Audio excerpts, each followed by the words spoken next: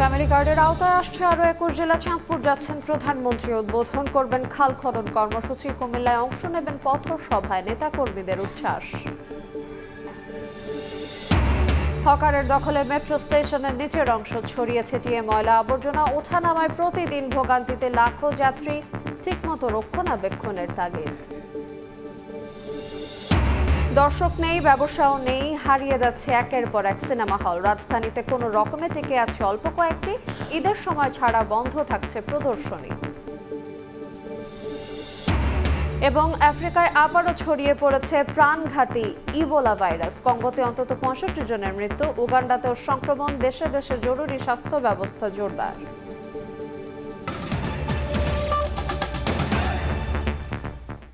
দেখছিলেন শিরোনাম। সকালের সময়ের সঙ্গে আছি আইরিন আয়াত। খাল খনন কর্মসূচি উদ্বোধন করতে 2 দশক পর আজ চাঁদপুরে সফরে যাচ্ছেন প্রধানমন্ত্রী তারেক রহমান।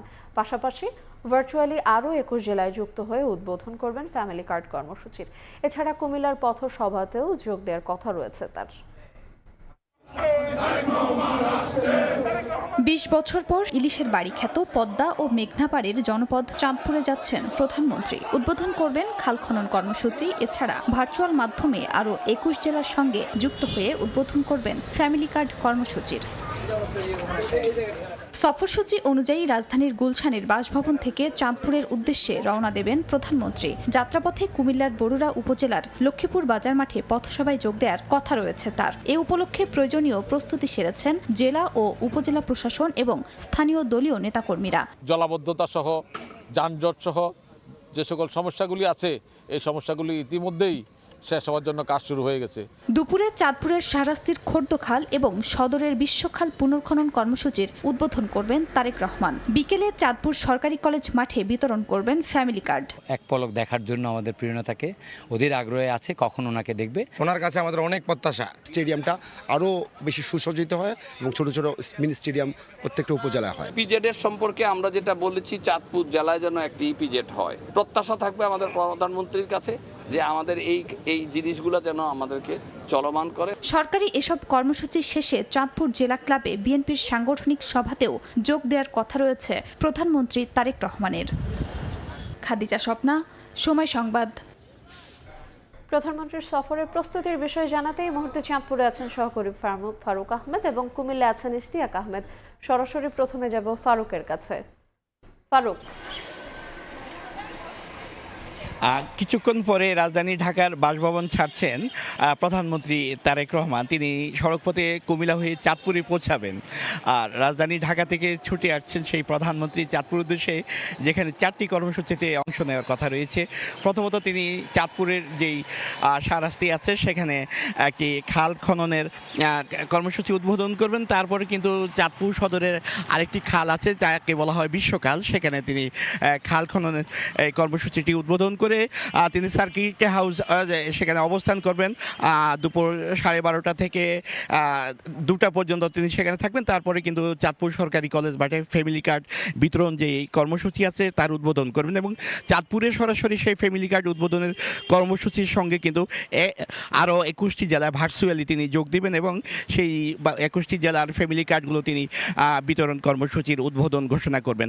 আমরা যতটুকু জেনেছি যে প্রধানমন্ত্রী চাঁদপুরে আসছেন, তার আগে কিন্তু গত রাতে মন্ত্রী পরিষদের বেশ কয়েকজন সদস্য, উচ্চপদস্থ সরকারি কর্মকর্তা সহ বিভিন্ন নিরাপত্তা বাহিনী যে প্রধানরা আছে তারা চাঁদপুরে অবস্থান করছেন। আমরা আরেকটি তথ্য জেনেছি যে আসলে চাঁদপুরে এর মধ্যে কিন্তু একটা নিশ্চিদ্র নিরাপত্তা বলয় তৈরি করা হয়েছে, যেখানে আইন শৃঙ্খলা রক্ষাকারী বাহিনীর সঙ্গে প্রধানমন্ত্রী যে বিশেষ নিরাপত্তা বাহিনী আছে SSF এবং PGR সদস্যরা কিন্তু চাঁদপুরে অবস্থান করছেন। তথ্যর মধ্যে রয়েছে সেটি হলো যে বিকেলে চাঁদপুরের যে চাঁদপুর ক্লাব আছে সেখানে বিএনপির কর্মী সভায় যোগ দিবেন প্রধানমন্ত্রী এবং সেখানে দলীয় নেতাকর্মীর উদ্দেশ্যে গুরুত্বপূর্ণ বক্তব্য তিনি তুলে ধরবেন।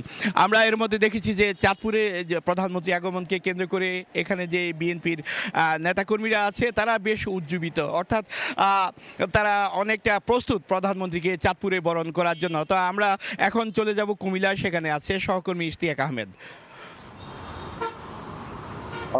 বাংলাদেশ প্রধানমন্ত্রী এবং বিএনপি চেয়ারম্যান তারেক রহমান কুমিল্লা সফরকে নিয়ে কুমিল্লা যে নেতাকর্মীরা রয়েছে তাদের মধ্যে কিন্তু উৎসবের আমেজ শুরু হয়েছে, দারুণ অনুপ্রাণিত উন্মাদনা কিন্তু নেতাকর্মীদের মধ্যে ছড়িয়ে পড়েছে এবং আজ সকাল বেলা কিন্তু 11টা নাগাদ কুমিল্লা যে বরুড়ায় তিনি একটি পথসভায় তিনি কিন্তু যোগদান করবেন বলে আমরা জানতে পেরেছি এবং এই কুমিল্লার বরুড়া সফরকে কেন্দ্র করে বিশেষ করে যিনি যারা নেতাকর্মীরা রয়েছে এবং আইন শৃঙ্খলা বাহিনী যারা রয়েছেন তারা কিন্তু যে ব্যাপক প্রস্তুতি গ্রহণ করেছেন।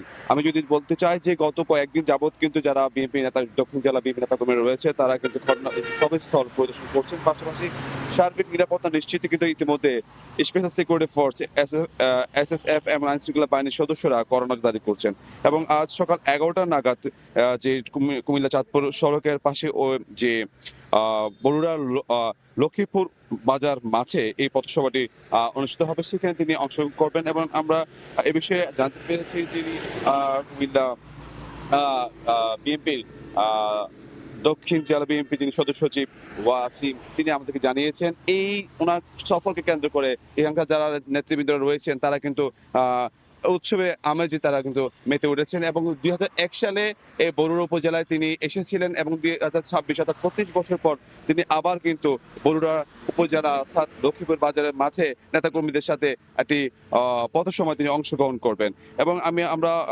কথা বলেছিলাম যিনি আশিকুর রহমান মাসুদ ওয়াসিম যিনি সাধারণ সম্পাদক দক্ষিণ জেলা বিএনপির, তিনি বলছেন যে এই শনিবারে চাঁদপুরে যে গুরুত্বপূর্ণ কর্মসূচি রয়েছে সেখানে যাওয়ার পথে বরুড়া লক্ষ্মীপুর বাজারের মাঠে তারেক রহমান নেতাকর্মীদের উদ্দেশ্যে বক্তব্য দিবেন। সংক্ষিপ্ত এই সফরকে ঘিরে তাদের মাঝে ব্যাপক প্রস্তুতি রয়েছে, ইতিমধ্যে কিন্তু যে সকল ধরনের প্রস্তুতি কিন্তু তারা গ্রহণ শেষ করেছে এবং বিশেষ করে আইন শৃঙ্খলা বাহিনী যারা রয়েছে মাঠে জেলা গোয়েন্দা পুলিশ এবং যারা অন্যান্য যে আইন শৃঙ্খলা বাহিনী রয়েছে তারা কিন্তু তাদের যে কঠোর নজরদারি বৃদ্ধি করেছে, অর্থাৎ নজরদারি তারা বাড়িয়ে রেখেছে এবং এই যে 25 বছর পর প্রিয় নেতাকে এক ঝলক দেখার জন্য কুমিল্লা যে বিভিন্ন উপজেলা যারা নেতৃবৃন্দ রয়েছেন তারা সকাল থেকে কিন্তু সেই ঘটনাস্থল অর্থাৎ সভাস্থল রয়েছে সেখানে এসে আসছেন এবং স্লোগান মুখরিত করে তুলছেন পুরো সভাস্থল। তো এই ছিল আমার কাছে সর্বশেষ কুমিল্লা থেকে। আমরা সরাসরি যুক্ত ছিলাম কুমিল্লা থেকে এবং শুরুতে ছিলাম চাঁদপুর থেকে। জাতিসংঘ সাধারণ পরিষদ নির্বাচনের সভাপতি পদে বাংলাদেশকে সমর্থন দিয়েছে ব্রাজিল, পাশাপাশি ব্রিক্সে অন্তর্ভুক্তিরও আশ্বাস দিয়েছে ল্যাটিন আমেরিকার এই দেশটি।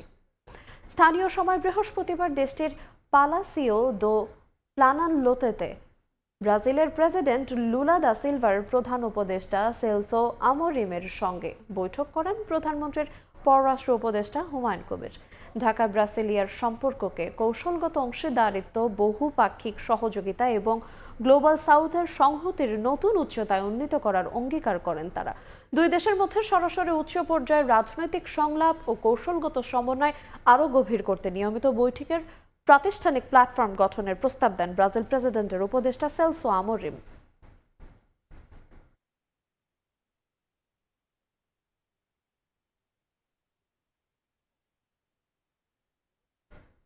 ঝকঝকে স্টেশন, আধুনিক সেবা আর দ্রুত যাতায়াত সব মিলে রাজধানীর স্বস্তির নাম মেট্রো রেল। তবে স্টেশনের নিচের অংশে হকারদের দখলে ছড়িয়ে ছিটিয়ে ময়লা আবর্জনা, ভোগান্তিতে অতিষ্ঠ যাত্রী। মেট্রো স্টেশনের নিচের অব্যবস্থাপনা নিয়ে খলিলুর রহমানের ছবিতে শাহিন আলমের রিপোর্ট। রাজধানীর ব্যস্ত জীবনে অস্বস্তির কাঁটা, তীব্র যানজট, প্রতিদিন নষ্ট হচ্ছে 82 লাখ কর্মঘণ্টা, গতিহীনতায় আর্থিক ক্ষতিও বিপুল। এই দুর্ভোগে 2022 সালে স্বস্তি হয়ে আসে মেট্রো রেল। উত্তরা থেকে মতিঝিল যেতে লাগছে মাত্র 35 মিনিট। 16টি মেট্রো স্টেশনের প্রতিটি ঝকঝকে ও আধুনিক, কিন্তু উল্টো চিত্র নিচের অংশে। গড়ে উঠেছে অস্থায়ী দোকানপাট, চারদিকে ছড়িয়ে ছিটিয়ে ময়লা আবর্জনা। হকারদের দৌরাত্মে স্টেশনে ওঠানামায় ভোগান্তিতে যাত্রীরা। অফিস সময় কঠিন হয়ে পড়ে স্বাভাবিক চলাচল। হকারদের যে আধিপত্য আপনার ফুটপাতের উপরে, মনে করেন যে 80% রাস্তা ওরাই দখল করে রাখে। ফুটপাতের কারণে আসলে অনেক ভিড় হয়ে যায়, যার কারণে আমাদের চলাফেরাতে সমস্যা হয়। এখানের পরিবেশটা একেবারে ফিল আপ করে ফেলে ওনারা, আমরা মানে দ্রুত সময়ে যাইতে পারি না, এখানে খুবই প্রবলেম হয়। সমস্যা তৈরির কথা স্বীকার করলেও বিকল্প ব্যবস্থা না হলে স্থান ছাড়া সম্ভব নয় বলছেন হকাররা। আমি যে এইটা করি এটা কি আমার ইচ্ছাই করি, আমার পেটের কষ্টে করি, কিন্তু আমাদের পেটের মাটির নিচে তো কোনো মাটি নেই। যদি মনে করে ভোগান্তে তাহলে ভোগান্তে, আর যদি মনে করে না ভোগান্তে না তাহলে ভোগান্তে। আমরা কিন্তু বেশি জড়াই নাই, মানে অল্প কিছু নিয়ে আমরা করতেছি। স্টেশনের নিচের অব্যবস্থাপনা নিয়ে ক্যামেরার সামনে কথা বলতে রাজি নয় মেট্রো কর্তৃপক্ষ। টেলিফোনে নাম প্রকাশে অনিচ্ছুক এক কর্মকর্তা বলেন, নিচের অংশ দেখভালের দায়িত্ব সিটি কর্পোরেশনের। নিচের রাস্তাটা আসলে সিটি কর্পোরেশনের, সো নিচের রাস্তা ফুটপাত এইটার উপরে মেট্রো রেল অ্যাকচুয়ালি কোনো কিছু করতে পারে না। যোগাযোগ বিশেষজ্ঞের মতে স্টেশনের ভেতরের মতো নিচের অংশ রক্ষণাবেক্ষণ না করলে ধীরে ধীরে যাত্রী কমে লোকসানের দিকে ধাবিত হতে পারে মেট্রো রেল। যারা এনফোর্স করবে তারাও যখন এটার একটা বেনিফিট পেয়ে যায়, এই তখন সিন্ডিকেটটা তৈরি হয়, তখন এনফোর্সমেন্ট আর হয় না, চোর পুলিশ খেলা হয়। এই অবস্থা, এটা একটা রেলের মতো প্রতিষ্ঠান হবে। প্রতিদিন গড়ে 4.5 লাখ মানুষ পরিবহন করে মেট্রো রেলে। মেট্রো স্টেশনের উপরটা ফিটফাট, তবে নিচটা সদরঘাট, এবং এখানে যারা যাত্রীরা রয়েছেন তাদের প্রত্যাশা উপরের ন্যায় নিচটাও হবে ঝকঝকে তকতকে। মিরপুর 10 স্টেশন থেকে শাহিন আলম, সময় সংবাদ, ঢাকা। মাল্টিপ্লেক্স সংস্কৃতি আর অনলাইন প্ল্যাটফর্মের দাপটে হারিয়ে যাচ্ছে একক পর্দার ঐতিহ্যবাহী সিনেমা হল।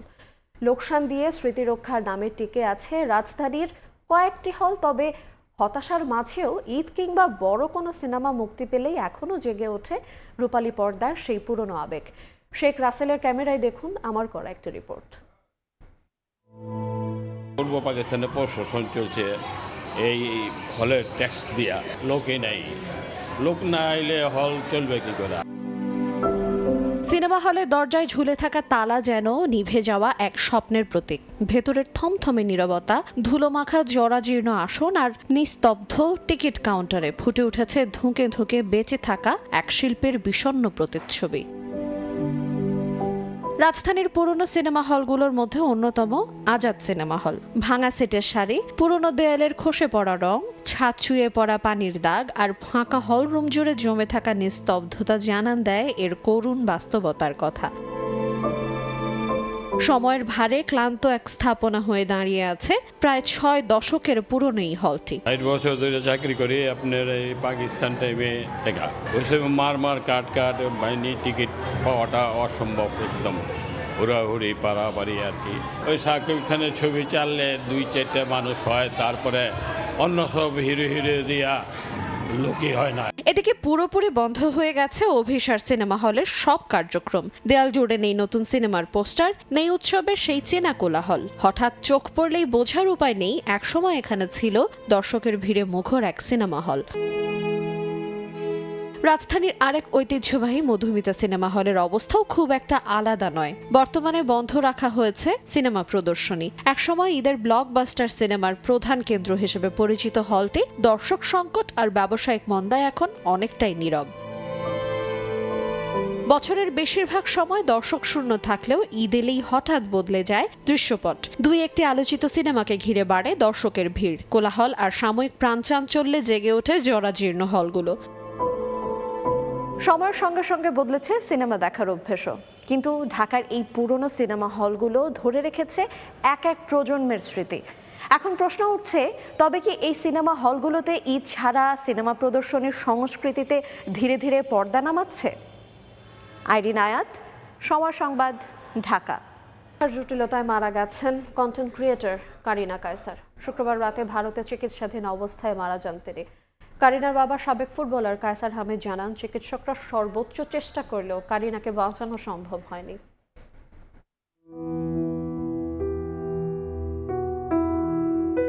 31-এই থেমে গেল জীবনের গল্প। লিভার ও ফুসফুসের জটিলতায় কন্টেন্ট ক্রিয়েটর কারিনা কায়সারকে আর ফেরানো গেল না। উন্নত চিকিৎসার জন্য ভারতে নেওয়ার 4 দিন পর মারা যান তিনি। ফেসবুকে মেয়ের মৃত্যুর খবর দিয়ে সাবেক ফুটবলার কায়সার হামিদ জানান, ফুসফুসে অ্যান্টিবায়োটিক প্রয়োগের সময় হঠাৎ করেই কারিনার শারীরিক অবস্থার অবনতি ঘটে। এরপর দ্রুত তার রক্তচাপ কমে যায়। চিকিৎসকেরা সর্বোচ্চ চেষ্টা করলেও শেষ পর্যন্ত তাকে বাঁচানো সম্ভব হয়নি। এর আগে উন্নত চিকিৎসার জন্য কারিনাকে ঢাকার একটি বেসরকারি হাসপাতালে লাইফ সাপোর্টে রাখা হয়। পরে এয়ার অ্যাম্বুলেন্সে করে তাকে ভারতের চেন্নাইয়ে নেওয়া হয়। কন্টেন্ট ক্রিয়েটর হিসেবে পরিচিত কারিনা কায়সার সাম্প্রতিক সময়ে অভিনয় ও চিত্রনাট্য লেখার কাজেও যুক্ত ছিলেন। পরে নাটক ও ওটিটি প্ল্যাটফর্মেও কাজ করেন তিনি। তার উল্লেখযোগ্য কাজের মধ্যে রয়েছে ইন্টার্নশিপ ও 362436। কারিনার মৃত্যুর খবরে সামাজিক যোগাযোগ মাধ্যম সহ শোবিজ অঙ্গনে শোকের ছায়া নেমে এসেছে। সহকর্মী, নির্মাতা ও ভক্তরা তার মৃত্যুতে শোক প্রকাশ করেছেন। তাজমিলা খান, সময় সংবাদ। রাজধানীর শ্যামলীতে বাংলাদেশ শিশু হাসপাতালে চিকিৎসক ও নার্সের অবহেলায় এক শিশুর মৃত্যুর অভিযোগ উঠেছে। স্বজনদের অভিযোগ, 3 দিন আগে হামের উপসর্গ নিয়ে শিশু হাসপাতালে ভর্তি হয় 9 মাসের শিশু মেহনিদ বিন জিয়া। শিশুটি নিউমোনিয়াতেও আক্রান্ত ছিল। সময়মতো চিকিৎসা না দেয়াতেই তার মৃত্যু হয়েছে। এ ঘটনার সুষ্ঠু তদন্ত করে দোষীদের কঠোর শাস্তির দাবি জানান স্বজনরা। তবে শিশু হাসপাতালের আবাসিক চিকিৎসক ডাক্তার আসিফ হান্নান জানান, শিশুটিকে বৃহস্পতিবার আইসিইউতে নেওয়া হয়। তাকে সর্বোচ্চ চিকিৎসা দেওয়া হয়েছে। স্বজনদের অভিযোগ ভিত্তিহীন।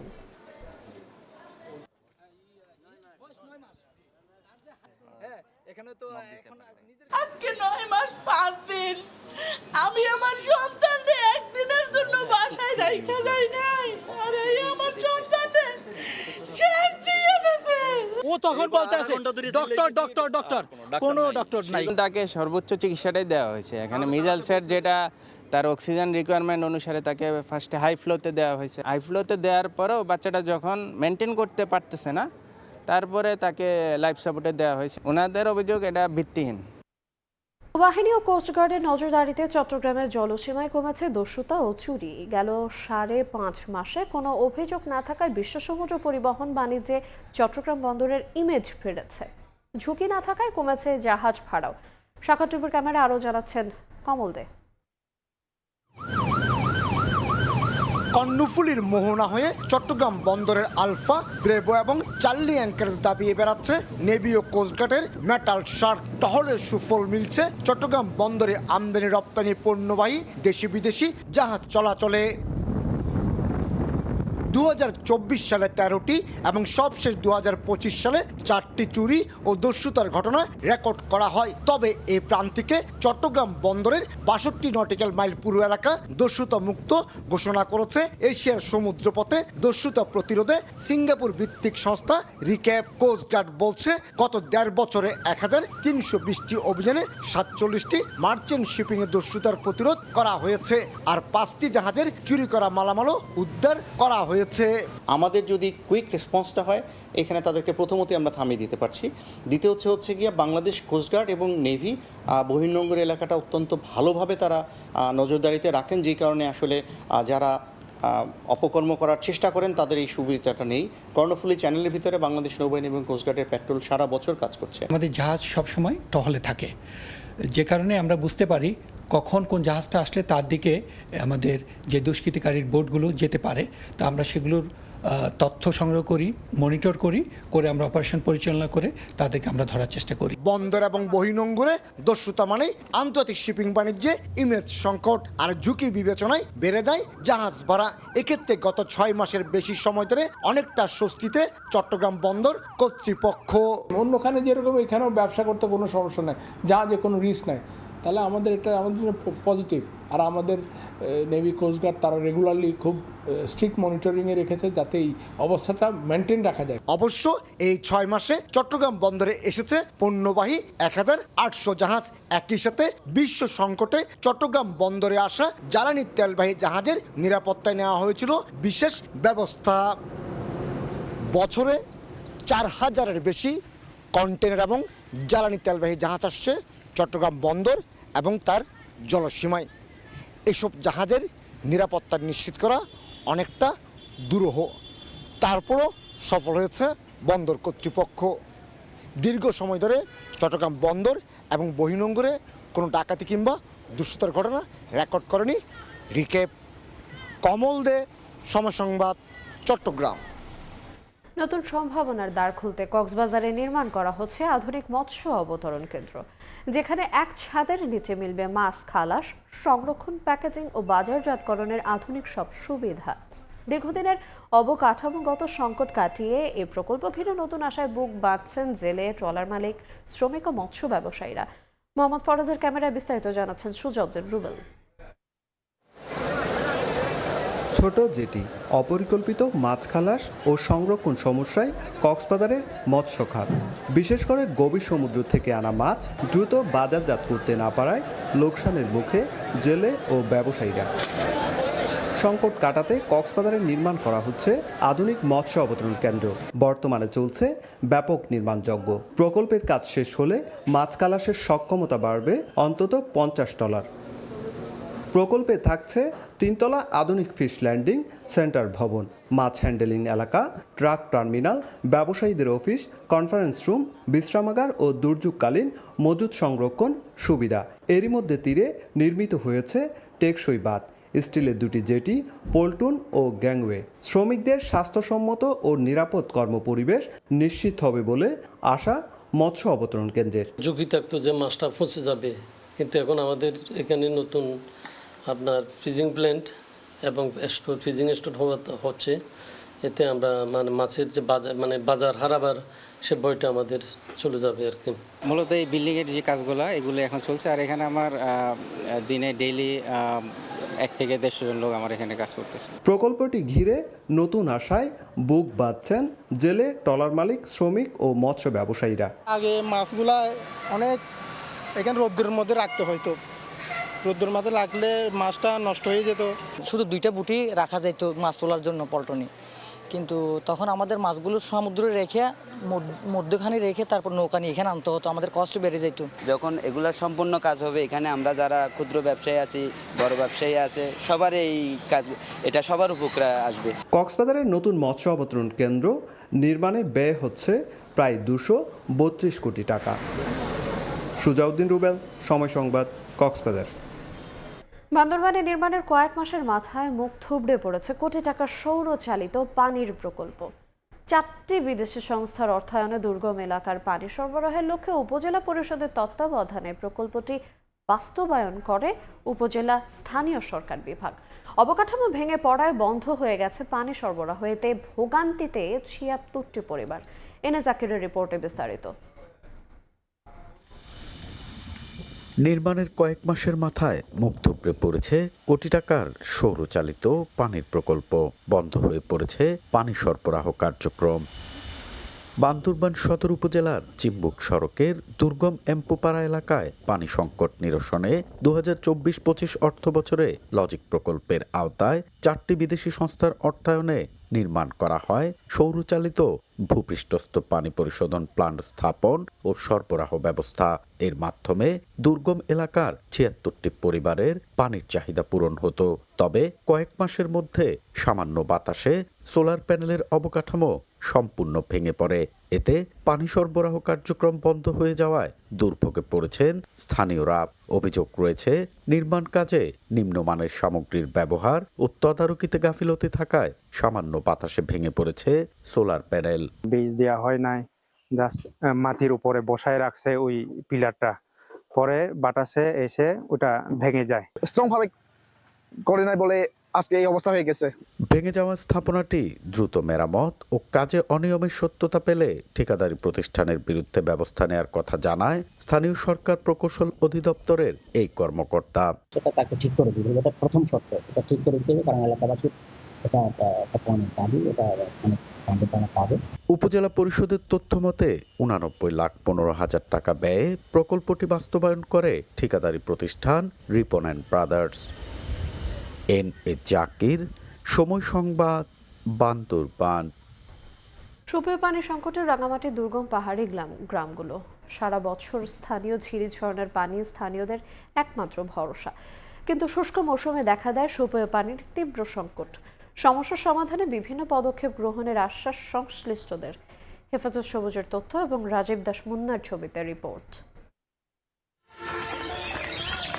রাঙামাটির দুর্গম পাহাড়ি গ্রামগুলোতে সারা বছর স্থানীয় ঝিরিঝর্ণার পানি একমাত্রই ভরসা। তবে শুষ্ক মৌসুমে দেখা দেয় সুপেয় পানির তীব্র সংকট। এক কলসি খাবার পানির জন্য পাড়ি দিতে হয় মাইলের পর মাইল। সদর, বাঘাইছড়ি, লংগদু, বিলাইছড়ি ও জোড়াছড়ি উপজেলার দুর্গম গ্রামগুলোতে একই চিত্র। ঝিরিঝর্ণা শুকিয়ে যাওয়ায় বিপাকে পড়েছেন পাহাড়ের বাসিন্দারা। পানির চাহিদা মেটাতে ছড়ার বুকে গর্ত খুঁড়ে বিশেষ বাঁশের বেড়ায় মাটি আটকিয়ে জমানো হয় পানি। সেই জমা পানি একটু একটু করে সংগ্রহ করা হয়। কোথাও কোথাও এসব কুয়াও শুকিয়ে যাচ্ছে। বছরের প্রায় 6 মাস সুপেয় পানির জন্য সংগ্রাম করতে হয় দুর্গম অঞ্চলের বাসিন্দাদের। প্রতি বছর এরকম হয়। আমাদের এই পানি ময়লা পানি খাইলে আমাদের পেট ব্যথা করে। গোসল করার সুবিধা পাই না, তারপরে খাওয়ারও তো পানি নেই। যতক্ষণ জল দিব ততক্ষণ পানি হেবে, আর জন্য দিলে ওই জুড়ি তো মজা করে। কুলা পানি অল্প অল্প জমে থাকে, ওগুলো খেলে মানে পেটের অসুখ ব্যথা এরকম সমস্যা দেখা দেয়। তারা হরি হরি অল্প অল্প পানি খায়। একটা টিউবওয়েল ছিল, ওটা পর্যাপ্ত পরিমাণ বর্ষাকালে থাকে, এখন তো একবার টোটালি পানি নেই। সংকট সমাধানে ঝর্ণায় gravity flow system, solar pump, বনায়ন সহ বিভিন্ন পদক্ষেপ নেওয়ার কথা জানায় সংশ্লিষ্টরা। আমরা মিনি ওয়াটার ট্রিটমেন্ট প্ল্যান্ট করার প্রকল্প নিয়েছি, যেটি আমাদের প্রান্তিক জনগোষ্ঠীকে যেন সুপেয় পানির চাহিদায় পূরণ করে একটা সেফটি নেটের মধ্যে আনতে পারি। একটা রেইন ওয়াটার হারভেস্টের মাধ্যমে এখানে একটা গ্র্যাভিটেশনাল ফ্লো সিস্টেমে যাতে আমরা পানি দিতে পারি, এই তিনটা আমাদের খুব ভালোভাবে চলছে। জনস্বাস্থ্য প্রকৌশল বিভাগের তথ্যমতে জেলায় 40% মানুষ সুপেয় পানি সরবরাহের আওতার বাইরে রয়েছেন। সময় সংবাদ, রাঙামাটি। নির্মাণ কাজ শেষ হলেও চালু হয়নি কুমিল্লার নিমসারে ট্রাক চালকদের জন্য আধুনিক বিশ্রামাগার। প্রায় 100 কোটি টাকা ব্যয়ে নির্মিত বিশ্রামাগারটি 2 বছর ধরে তালাবদ্ধ অবস্থায় পড়ে আছে। নিরাপদ আশ্রয় না থাকায় চালকদের বাধ্য হয়ে ক্লান্ত অবস্থায় গাড়ি চালাতে হয়, আর এতেই ঘটছে দুর্ঘটনা। বাহার রায়হানের পাঠানো তথ্য এবং ছবিতে রিপোর্ট। দেশের অর্থনীতির প্রধান লাইফলাইন ঢাকা চট্টগ্রাম মহাসড়ক। প্রতিদিন চট্টগ্রাম বন্দর থেকে হাজারো পণ্যবাহী ট্রাক এই সড়ক দিয়ে পৌঁছে যায় সারা দেশে। 2019 সালে ট্রাক চালকদের কথা চিন্তা করে আধুনিক বিশ্রামাগার নির্মাণের উদ্যোগ নেন সড়ক ও জনপথ বিভাগ। তবে নির্মাণ কাজ শেষ হলেও 2 বছর ধরে বন্ধ বিশ্রামাগারটি। নিদ্রাহীন ও ক্লান্ত অবস্থায় ট্রাক চালাতে হচ্ছে চালকদের, এতে বাড়ছে দুর্ঘটনার ঝুঁকি। কাজ তো শেষে হয়ে গেছে, কিন্তু এখনো তো চালু হচ্ছে না। নির্ধারিতভাবে একটা থাকার জায়গা হলে আমাদের জন্য অনেক সুন্দর ভালো হতো, আমরা একটু ভালোভাবে চলাফেরা করতে পারতাম, রাস্তায় ভালোভাবে গাড়ি চালাতে পারতাম। প্রায় 13 একর জায়গা জুড়ে নির্মিত প্রকল্পে রয়েছে 4 তলা বিশিষ্ট 2টি ভবন। একসঙ্গে 100 চালকের থাকার ব্যবস্থা, শতাধিক ট্রাক পার্কিং, নামাজ ঘর, চিকিৎসা সেবা ও ক্যান্টিন সহ আধুনিক সব ব্যবস্থা। অনুরোধ করব সরকারের কাছে যে এটা যেন দ্রুত ইজারা দিয়ে ট্রাক শ্রমিকদের সেবায় নিয়োজিত হতে পারে। 2024 সালে নির্মাণ কাজ শেষে বিশ্রামাগারটি চালুর জন্য দরপত্রের মাধ্যমে ইজারার আহ্বান করা হয়। কাগজ যাচাই বাছাই করে এটা প্রতিবেদন সড়ক পরিবহন মহাসড়ক বিভাগ অনুমোদন সাপেক্ষে ওটা ওদেরকে লিজ প্রদান করা হবে। 96 কোটি টাকা ব্যয়ে কুমিল্লার নিমসাগরে বিশ্রামাগারটি নির্মাণ করা হয়। সময় সংবাদ, কুমিল্লা। ব্রাহ্মণবাড়িয়ায় জমজমাট পশুর হাট। প্রাকৃতিক উপায়ে পশু মোটা তাজা করেছেন খামারিরা। হাটে বড় গরুর থেকে মাঝারি ও ছোট পশুর চাহিদাই বেশি। এখন পর্যন্ত দাম নাগালের মধ্যেই আছে বলে জানান ক্রেতারা। তবে বিক্রেতারা বলছেন গোখাদ্যের দাম বৃদ্ধির কারণে খামারগুলোতে পশু উৎপাদন কিছুটা কমেছে। জেলা প্রাণী সম্পদ কর্মকর্তার মতে এবছর কোরবানির পশু চাহিদা বেশি থাকলেও বাজারে সংকট হবে না। হৃদয়পালের ক্যামেরায় উজ্জ্বল চক্রবর্তীর রিপোর্ট। ঈদুল আজহাকে সামনে রেখে ব্রাহ্মণবাড়িয়া বাজারগুলোতে কোরবানির পশুর জমজমাট বেচাকেনা। ক্রেতাদের আকৃষ্ট করতে দেশি Sahiwal, Kankrej fighter, Nepali Gir, western Friesian, উরবারি ষাঁড় ও মহিষ সহ বিভিন্ন জাতের গবাদি পশু রয়েছে। প্রাকৃতিক উপায়ে স্বাস্থ্যসম্মত খাবার দিয়ে মোটা তাজা করছেন খামারিরা। হাটের পাশাপাশি খামারেও বেচাকেনা করছেন তারা। গোখাদ্যের দাম বৃদ্ধির কারণে খামারগুলোতে পশু উৎপাদন কিছুটা কমেছে, যার প্রভাব পড়েছে কোরবানির হাটে। ছোট এবং মাঝারি আকারের গরুর চাহিদা বেশি বলছেন বিক্রেতারা। গরুর দাম বেশি, গোখাদ্যের দাম বেশি, সেই অনুযায়ী দেশের বা পুরা বিশ্বের যে পরিস্থিতি ওই দিকে লক্ষ্য করে আমরা খুব বেশি কালেকশন করি নাই। বিগত প্রায় 1-1.5 মাস থেকে আমরা বুকিং নিচ্ছি। আমাদের ফার্মে প্রায় 40 থেকে 50% গরু অলরেডি বুকিং হয়ে গেছে। ইন্ডিয়া থেকে গরু আসে তো ওই যে প্রতি বছরে আসবে না কিন্তু ঈদের আগ মুহূর্তে গিয়ে ইন্ডিয়ার থেকে গরু আসে। এরকম যদি না হয় তাহলে ইনশাল্লাহ কামারিরা এবছর লাভবানের আশা আছে। এদিকে দাম বৃদ্ধির আশঙ্কায় অনেকে আগেভাগেই দেখে শুনে পশু পছন্দ করে রাখছেন, তবে এখনো দাম নিয়ন্ত্রণে আছে বলছেন ক্রেতারা। গরুর দাম মোটামুটি এখনো নিয়ন্ত্রণে আছে, কিনা এবং বেচার জন্য অভিমুখের জন্য সুবিধা আছে। এক বস্তা বসির দাম 2200 টাকা, এক বস্তা ফিটের দাম 1500 টাকা। জেলার চাহিদা অনুযায়ী চলতি বছর এখন পর্যন্ত কোরবানির পশুর কিছুটা ঘাটতি রয়েছে জানিয়েছে জেলা প্রাণী সম্পদ অফিস। ঘাস চাষে যেন উদ্বুদ্ধ হয় এবং তারা যেন আরো ব্যাপক আকারে করে, এই ব্যাপারেও একটা প্রকল্প চালু আছে এখানে, সেই ব্যাপারে আমরা অনেক সচেতন আছি। এবছর জেলায় অন্তত 15,000 খামারি কোরবানি পশু মোটা তাজা করছেন। 1,69,000 পশুর চাহিদার বিপরীতে প্রস্তুত আছে 1,33,000 কোরবানির পশু। উজ্জ্বল চক্রবর্তী, সময় সংবাদ, ব্রাহ্মণবাড়িয়া। দেখছেন সকালের সময়। এবার দেশের বাইরের খবর। তাইওয়ানকে আনুষ্ঠানিক স্বাধীনতা ঘোষণা না করতে সতর্ক করেছেন যুক্তরাষ্ট্রের প্রেসিডেন্ট ডোনাল্ড ট্রাম্প। চীনের প্রেসিডেন্ট শি জিনপিং এর সঙ্গে বৈঠকের পর তিনি বলেন যুক্তরাষ্ট্র সংঘাত চায় না।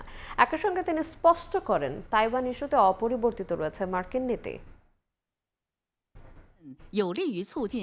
চীনের প্রেসিডেন্ট শি জিনপিং এর সঙ্গে শীর্ষ বৈঠক শেষে বেইজিংয়ে ফক্স নিউজকে দেয়া সাক্ষাৎকারে মার্কিন প্রেসিডেন্ট ডোনাল্ড ট্রাম্প বলেন তাইওয়ানের স্বাধীনতা ঘোষণা না করার পক্ষে যুক্তরাষ্ট্রের অবস্থান। সংঘাত এড়ানোই অগ্রাধিকার জানিয়ে তিনি বলেন এই ইস্যুতে মার্কিন নীতির পরিবর্তন হয়নি। চীনের প্রেসিডেন্ট শি জিনপিং এর সঙ্গে আলোচনায় তাইওয়ান বিষয়টি বিস্তারিতভাবে এসেছে বলেও উল্লেখ করেন ট্রাম্প। তবে যুক্তরাষ্ট্র সরাসরি তাইওয়ানকে রক্ষা করবে কিনা সে বিষয়ে কোনো প্রতিশ্রুতি দেননি মার্কিন প্রেসিডেন্ট। যুক্তরাষ্ট্র আইনগতভাবে তাইওয়ানকে আত্মরক্ষার উপকরণ সরবরাহে বাধ্য থাকলেও আনুষ্ঠানিকভাবে স্বাধীনতার পক্ষে অবস্থান নেয় না। অন্যদিকে তাইওয়ানকে নিজের অংশ দাবি করে চীন এবং প্রয়োজনে বল প্রয়োগের কথাও অস্বীকার করে না। বরকতুল্লাহ, সময় সংবাদ। যুক্তরাষ্ট্রের ওপর কোনো আস্থা নেই ইরানের, এমন মন্তব্য করেছেন দেশটির পররাষ্ট্রমন্ত্রী আব্বাস আরাকচি। ইরানের পারমাণবিক কর্মসূচি নিয়ে নতুন অবস্থান জানিয়েছেন যুক্তরাষ্ট্রের প্রেসিডেন্ট ডোনাল্ড ট্রাম্প। তেহরান যদি 20 বছরের জন্য তাদের নিউক্লিয়ার প্রোগ্রাম স্থগিত রাখে তবে সেটিকেও যথেষ্ট হিসেবে বিবেচনা করা যেতে পারে বলে মন্তব্য করেন ট্রাম্প। তবে একই সঙ্গে তিনি সতর্ক করে বলেছেন ইরানের প্রতি তার ধৈর্য শেষের পথে। যুক্তরাষ্ট্রের উপর ইরানের কোনো আস্থা নেই। ওয়াশিংটন চুক্তির বিষয়ে আন্তরিক হলেই কেবল আলোচনায় বসবে তেহরান। স্থানীয় সময় শুক্রবার নয়াদিল্লিতে সাংবাদিকদের একথা বলেন ইরানের পররাষ্ট্রমন্ত্রী আব্বাস আরাকচি। হরমুজ প্রণালী নিয়েও কড়া বার্তা দেন আরাকচি। বলেন যেসব দেশ ইরানের সঙ্গে সরাসরি সংঘাতে নেই তারা এই গুরুত্বপূর্ণ জলপথ ব্যবহার করতে পারবে, তবে ইরানের নৌবাহিনীর সঙ্গে সমন্বয় করতে হবে। সামাজিক মাধ্যমে লেখেন এই প্রণালীর নিরাপত্তা রক্ষায় ইরান তার ঐতিহাসিক দায়িত্ব পালন করে যাবে। অন্যদিকে মার্কিন প্রেসিডেন্ট ডোনাল্ড ট্রাম্প বলেন ইরান যদি তাদের পারমাণবিক কর্মসূচি 20 বছরের জন্য স্থগিত রাখে তবে সেটি গ্রহণযোগ্য হতে পারে। এর আগে ইরানকে সম্পূর্ণভাবে ইউরেনিয়াম সমৃদ্ধকরণ বন্ধ করার আহ্বান জানিয়েছিলেন তিনি, যাতে পারমাণবিক অস্ত্র তৈরি করতে না পারে তেহরান। ইরান ইস্যুতে ধৈর্য কমে আসছে এবং আলোচনায় এখনো কোনো অগ্রগতি হয়নি বলেও জানান ট্রাম্প। তিনি দাবি করেন দুই পক্ষের মূল অবস্থান এখনো অনেক দূরে। ইরান যুদ্ধবিরতির বিনিময়ে বিভিন্ন শর্ত দিয়েছে, যার মধ্যে রয়েছে শত্রুতা বন্ধ, নৌ অবরোধ প্রত্যাহার এবং সামরিক হামলা বন্ধের নিশ্চয়তা। অন্যদিকে যুক্তরাষ্ট্রও তার মিত্ররা পারমাণবিক সক্ষমতা সীমিত করার উপরই জোর দিচ্ছে। বরকতুল্লাহ, সময় সংবাদ। ইসরায়েল ও লেবাননের মধ্যে চলমান ভঙ্গুর যুদ্ধবিরতির মেয়াদ আরও 45 দিন বাড়ানোর বিষয়ে সম্মত হয়েছে দুই দেশ। যুক্তরাষ্ট্রের মধ্যস্থতায় ওয়াশিংটনে 2 দিনের আলোচনার পর এই সিদ্ধান্তের কথা জানিয়েছেন মার্কিন পররাষ্ট্র দফতর। যুদ্ধবিরতির মাঝে ইসরায়েলি বিমান হামলায় দেশটিতে অন্তত 6 জন নিহত হয়েছেন, আহত হয়েছেন 22 জন। ওয়াশিংটন ডিসিতে 2 দিনের আলোচনার পর যুদ্ধবিরতি 45 দিন বাড়াতে সম্মত হয়েছে ইসরায়েল ও লেবানন। এক বিবৃতিতে মার্কিন পররাষ্ট্র দপ্তর এ তথ্য জানিয়েছে। যুক্তরাষ্ট্রের মধ্যস্থতায় হওয়া এই আলোচনাকে গঠনমূলক ও খোলামেলা বলে উল্লেখ করেছেন যুক্তরাষ্ট্রে নিযুক্ত ইসরায়েলের রাষ্ট্রদূত ইয়াহিয়েল লেইটার। মার্কিন মুখপাত্র টমি পিগট বলেন এ আলোচনার মাধ্যমে দুই দেশে স্থায়ী শান্তি, সার্বভৌমত্বের পারস্পরিক স্বীকৃতি এবং সীমান্তে নিরাপত্তা জোরদারের লক্ষ্য নেওয়া হয়েছে।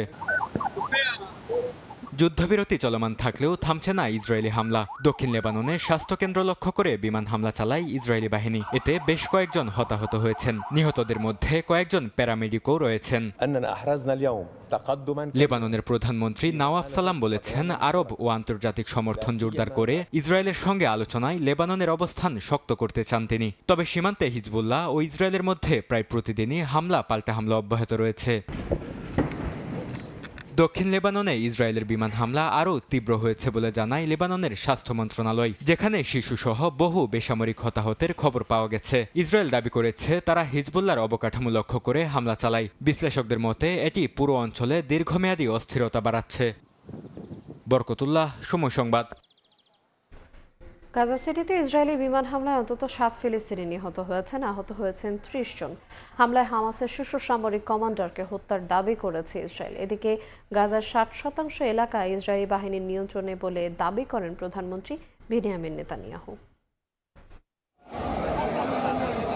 গাজা সিটিতে বিমান হামলায় হামাসের শীর্ষ সামরিক কমান্ডার ইজ আদ-দিন আল হাদ্দাদ নিহত হয়েছেন বলে দাবি করেছে ইসরায়েল। যৌথ বিবৃতিতে হাদ্দাদকে 7 অক্টোবরের হামলার জন্য অন্যতম পরিকল্পনাকারী হিসেবে উল্লেখ করেন প্রধানমন্ত্রী বেনিয়ামিন নেতানিয়াহু ও প্রতিরক্ষামন্ত্রী ইসরায়েল কাৎজ। এখনও এ বিষয়ে কোনো মন্তব্য করেনি হামাস। বিবৃতিতে আরও বলা হয়, গাজা সিটির কেন্দ্রস্থলে অবস্থিত আল মুত্তাজ নামে একটি আবাসিক ভবনে একযোগে 3টি ক্ষেপণাস্ত্র হামলা চালানো হয়। পরে একটি গাড়িকেও লক্ষ্যবস্তু করা হয়। প্রত্যক্ষদর্শীরা জানান, হামলার পর ভবনে বড় ধরনের অগ্নিকাণ্ড ঘটে এবং উদ্ধার কাজে ব্যাপক বাধার সৃষ্টি হয়। ধ্বংসস্তূপের নিচে আটকে পড়াদের উদ্ধার করে স্থানীয় হাসপাতালে নেওয়া হয়।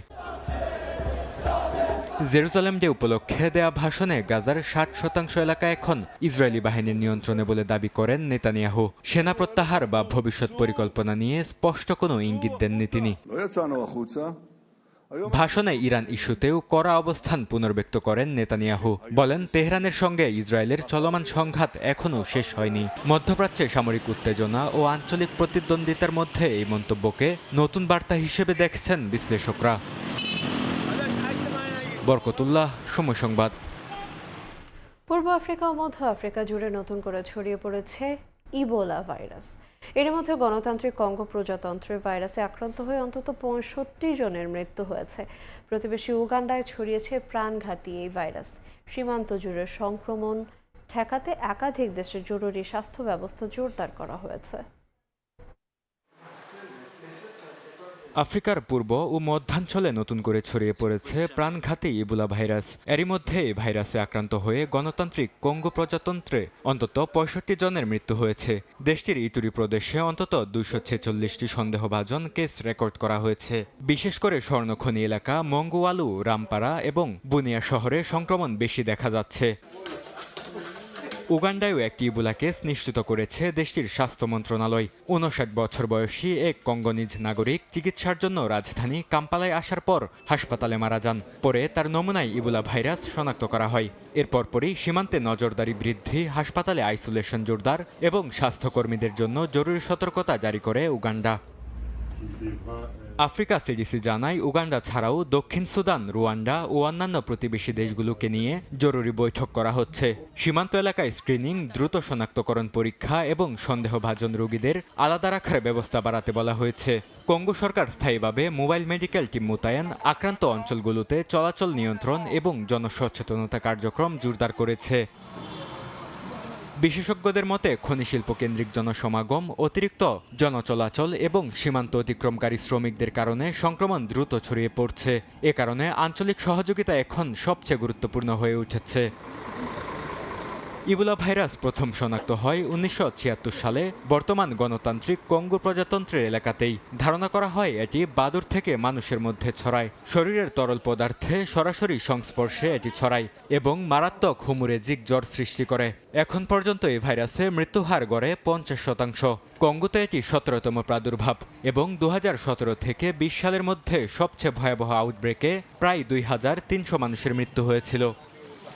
বরকতুল্লাহ, সময় সংবাদ। মালদ্বীপে গুহার ভেতরে স্কুবা ডাইভিং করতে গিয়ে প্রাণ হারিয়েছেন 5 ইটালীয় নাগরিক। নিহতদের মধ্যে ইটালির জেনোয়া বিশ্ববিদ্যালয়ের এক অধ্যাপক, তার মেয়ে এবং কয়েকজন গবেষক রয়েছেন। ইটালির পররাষ্ট্র মন্ত্রণালয় জানিয়েছে, মালদ্বীপের ভাভু অ্যাটলে প্রায় 50 মিটার গভীরে গুহা অনুসন্ধানের সময় এই দুর্ঘটনা ঘটে। বৃহস্পতিবার সকালে ডাইভিংয়ে নামার পর তারা আর পানির ওপর ফিরে আসেননি।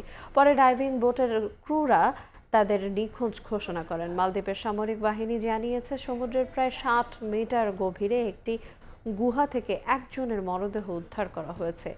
বাকি 4 জনও একই স্থানে রয়েছেন বলে ধারণা করা হচ্ছে। প্রতিকূল আবহাওয়ার কারণে উদ্ধার অভিযোগে বেগ পেতে হচ্ছে বলে জানিয়েছে সংশ্লিষ্ট কর্তৃপক্ষ।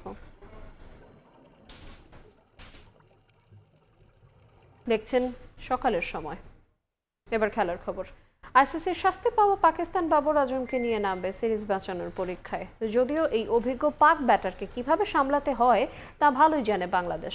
সংবাদ সম্মেলনে এমনটাই হুঁশিয়ারি মুশফিকুর রহিমের। তবে মাঠের লড়াইয়ে বাগড়া দিতে পারে বেরসিক বৃষ্টি। টাইগারদের হয়ে অভিষেকের অপেক্ষায় তানজিদ তামিম। সিলেটে ম্যাচ শুরু সকাল 10টায়। বেরসিক বৃষ্টিতে সিলেটে ভেসে গেল পাকিস্তানের প্রস্তুতি। ইনডোর বন্দি সময় কাটিয়েছে অতিথিরা। বৃষ্টির মতো তাদের চোখ রাঙানি দিচ্ছে হোয়াইট ওয়াশের লজ্জা। এমন পরীক্ষায় অভিজ্ঞ বাবর আজমকে পাচ্ছে টিম পাকিস্তান। যদিও নাম বাদে এই ব্যাটারের ফর্ম খুব একটা আহামরি নয়। 2024-এ ঘরের মাঠে টাইগারদের কাছে ধবল ধোলাইয়ের সিরিজে 4 ইনিংসে করেন মাত্র 66। বাবরকে সামলানোর উপায় জানেন টাইগার বোলাররা। ম্যাচের আগে এমন খোঁচা মুশফিকের। আমরা যখন 2টা ম্যাচ পাকিস্তানে গিয়ে হারিয়েছিলাম, সেও ছিলেন এবং সেটা 2টা টেস্টই খেলেছে, তারপরও তারা হেরে গিয়েছিল আমাদের সাথে। তো আমাদের অবভিয়াসলি জানি আমরা কোথায় তাকে ওই রকম করে অ্যাটাক করতে হবে বা কোথায় কিভাবে প্ল্যান আছে, সেটা সব এক্সিকিউট যদি ইনশাল্লাহ হয়, ডেফিনেটলি আমি মনে করি যে আমরা তাকেও চাপে ফেলতে পারবো এবং পুরো টিমকেও চাপে ফেলতে পারবো। বাবরের জায়গায় খেলা আব্দুল্লাহ ফজল চমক দেখিয়েছেন মিরপুর টেস্টে। অভিষেকেই জোড়া 50। তাই সিলেটে পাকিস্তানের একাদশ কেমন হবে তা নিয়ে প্রশ্ন ওঠে দলটার সংবাদ সম্মেলনে। পাক কোচ অবশ্য খোলাসা করেননি কিছুই। শিষ্যদের পরামর্শ ধারাবাহিকতার। বাবর পরবর্তী ম্যাচের জন্য প্রস্তুত। একাদশও আমরা ঠিক করে ফেলেছি, ওইটা আপনারা পরে জানবেন। বৃষ্টির কারণে কিছুটা পরিবর্তন আসতেও পারে। টেস্টে শৃঙ্খলা গুরুত্বপূর্ণ, ধারাবাহিকতা ধরে রাখলে ভালো ফলাফল আসবে।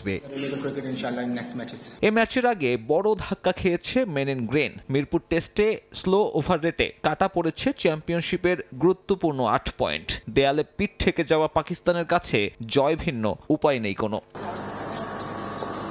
পাকিস্তান না পারলেও বৃষ্টির আগে অনুশীলন করেছে বাংলাদেশ। টাইগার শিবিরে চিন্তার নাম ইনজুরি। সাদমান ইসলামের ছিটকে যাবার পর অনুশীলনে সামান্য ব্যথা পেয়েছেন আরেক ওপেনার মাহমুদুল হাসান জয়। সিলেট টেস্টে অনিশ্চিত কিনা জানায়নি টিম ম্যানেজমেন্ট। তবে অভিষেকের সম্ভাবনা বেড়ে গেছে তানজিদ হাসান তামিমের।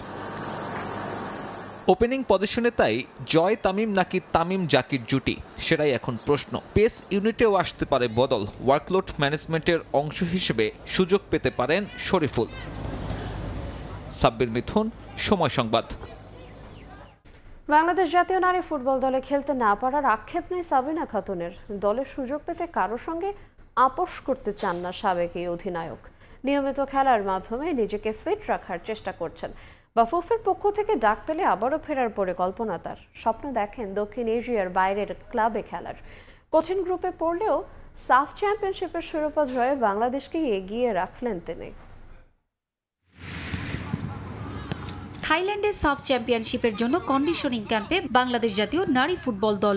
অন্যদিকে মিরপুরে প্রথমবারের মতো আয়োজিত ফুটসাল লিগে ব্যস্ত সময় পার করছেন 2বারের সাফ জয়ী অধিনায়ক সাবিনা খাতুন। সবকিছু ঠিক থাকলে থাইল্যান্ডে এই দলটার নেতৃত্বে থাকার কথা ছিল তার। তবে 2024 সালে দ্বিতীয়বারের মতো সাফ জয়ের পর কোচ পিটার বাটলারের সঙ্গে বিরোধে জড়িয়ে দীর্ঘদিন ধরে জাতীয় দলের বাইরে আছেন সাবিনা, সঞ্জিদা, মাসুরা, কৃষ্ণার মতো অভিজ্ঞ ফুটবলাররা।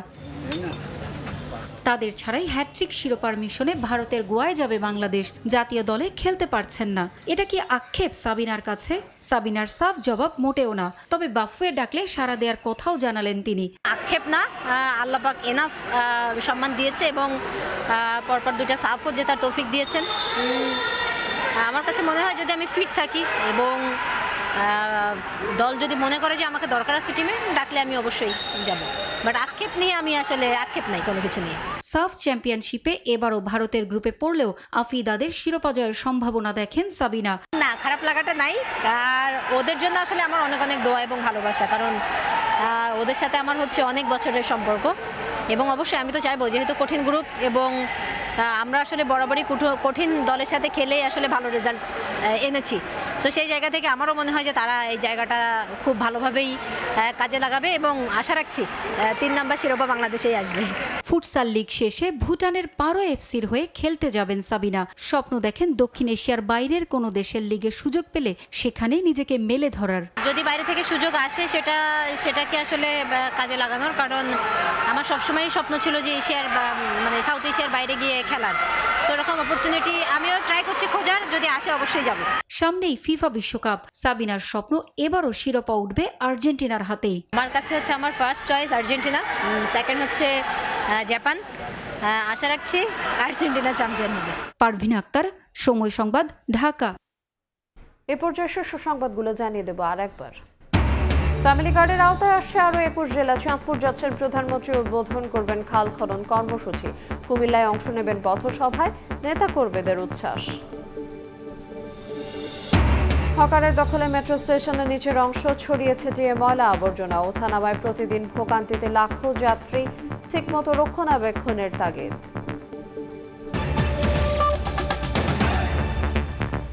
এই ছিল সকালের সময়। এরপর আন্তর্জাতিক সময় নিয়ে সঙ্গে থাকবেন সহকর্মী শবনম নিবিড়। আইরিন, আপনাকে ধন্যবাদ। আন্তর্জাতিক সময় নিয়ে আসছে কিছুক্ষণ পরই, সঙ্গেই থাকুন সময়ে।